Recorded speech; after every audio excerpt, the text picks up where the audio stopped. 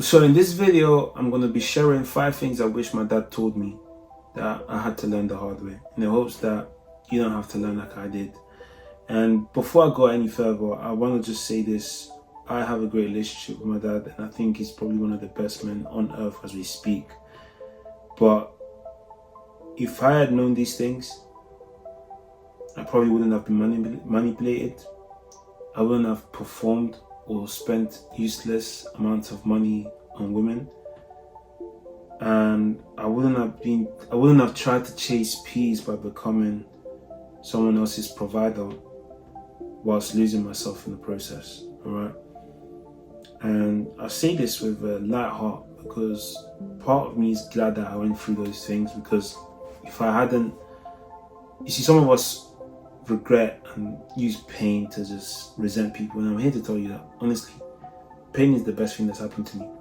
Depression, all of it, the self-independence at a young age. Not for that, I wouldn't be who I am today. So as much as I'm saying what I'm saying, honestly, part of me is glad that I went through those things. Alright? Now, if this is your first time here, my name is Behavioural and I'm a men's coach. I rebuild men's respect, or I help them rebuild their mental strength and give them their crown back. And if this is something you're interested in, please follow the journey, follow the videos. If you want to do a one-to-one session, again, can of course discuss that. The link is in the description, or buy my book. I'm an author. But listen, most of us didn't grow up in abusive home, and of course some of us did, but we grew up in silent ones. And part of it is because, listen, I consider myself like lucky, like I said, like I had those father-son conversations that can shape you and help you understand things ahead of most, because he's not just being a father, he's being a guide, he's being someone that can show you the 3-4 steps that are coming next, right? But when it comes to emotions, this is where I have a problem with it. And I don't even say it's a problem with him, but I asked him a few days ago, or was it a few days ago? I asked him a while ago, Dad, how do you deal with stress? You know, he said to me that he doesn't, because he doesn't acknowledge it. He doesn't feel like it exists. He feels like it's just something that he's asked to disregard. It's not real. And I can relate to so many men feeling the exact same way and basically not speaking about their emotions, what they're going through, and just either suppressing it or putting it out there through anger. And all that teaches us men is learn how to endure, which isn't necessarily true, because that endurance comes at a cost when you're not supposed to be enduring. It's like, imagine you're driving and you're using your hands instead of the wheel. It may work for a while because you're going to be able to sort of go on the ground and just push it through, but at one point your hand's going to burn out because you're not using the right tools. You're meant to use the tire. The tire's got the skin, the durability and all that stuff, right? So what I'm basically saying is that we have been misplacing our tools. We have been using emotions to, it's like we have been wasting emotions to look strong and pretend to be strong, rather than utilize our emotions as a power source to actually be strong. So we suppress and pretend rather than embody and integrate, because that suppression still wastes energy. I'm so passionate about this because this is something that once I figured out, my game changed. I wasn't just lifting weights, I was lifting my pain away.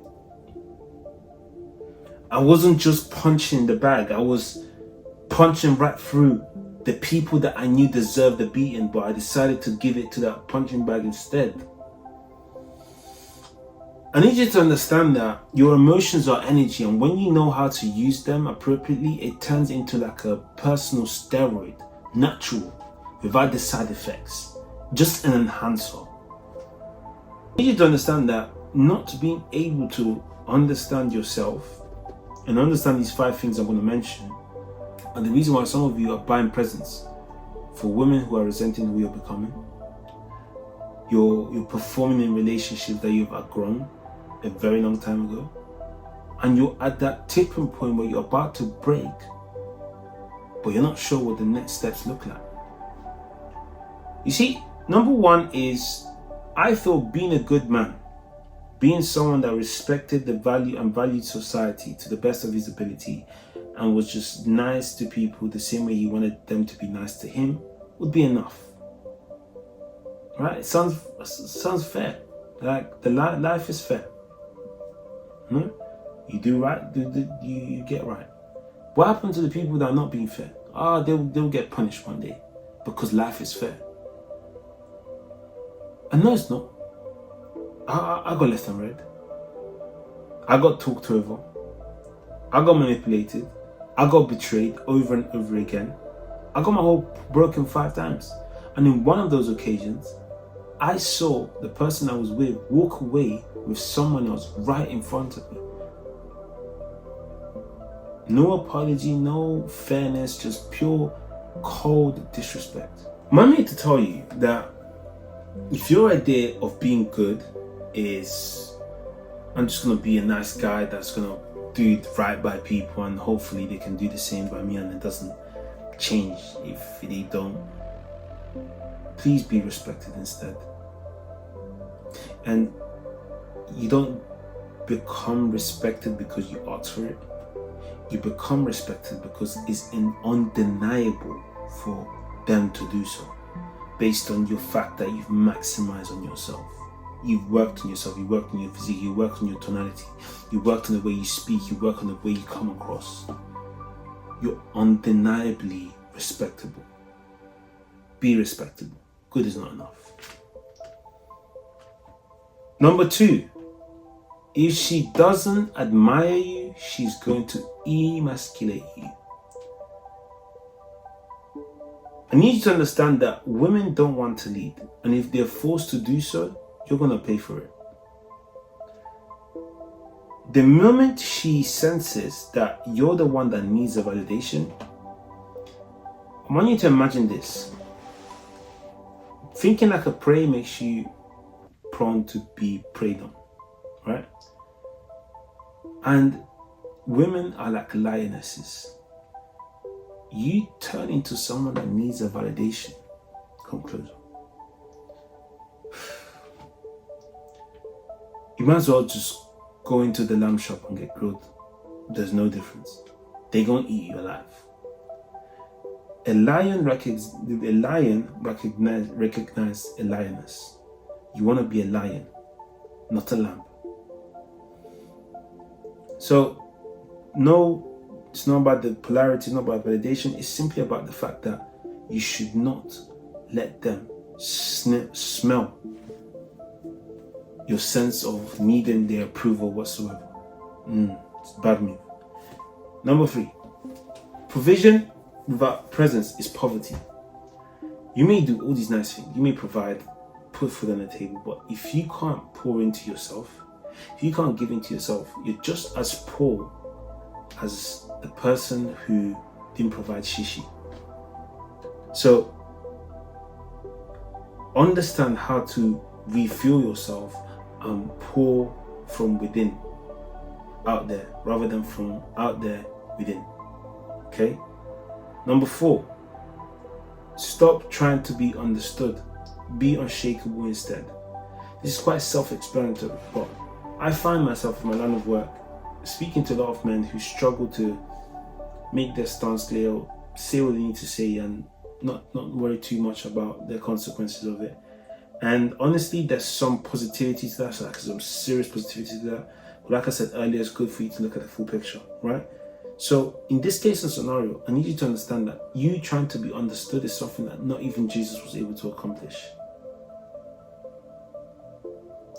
Jesus wasn't able to accomplish. And he done no harm. He was dead for the people. He couldn't do it. You need to understand and embrace your authority. That's the truth. And until you do so, you're going to carry on playing this loophole in your head, thinking, what's going on? Why am I still in the same place? And it's because of this offer that you could be presented with. Anyways, stop trying to be understood and be unshakable instead. We have been passed on the habits, the genetics, the all sorts. And until we make a conscious, aware, intentional transformation towards what needs to be kept and what needs to be removed, I'm afraid that in your case and scenario, you're going to be struggling to own your habits. This needs to be an intentional shift that causes the habits to leave their current state. Alright? So, I want you to understand that as you master these 5 things, you're not just going to be a neighbor or a nice guy, whatever the case is. You're going to be someone that is recognized for the amazing work he's done. Okay? Now, if this video has added value to you, I'm slightly getting tired, so I'd ask for you to subscribe.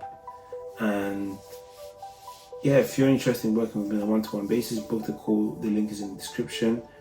The truth of the matter is this, right? You can keep scrolling, keep guessing, but hope in this case and scenario is the worst thing you can have, because it will keep you delusional. What you want is detailed action, progress, and solid intakes that generate the system that we're trying to build. All right? But yeah, let's rebuild you, let's recalibrate you, and let's reclaim you. All right? Really hope this video has helped you, and I'll see you next week. Peace.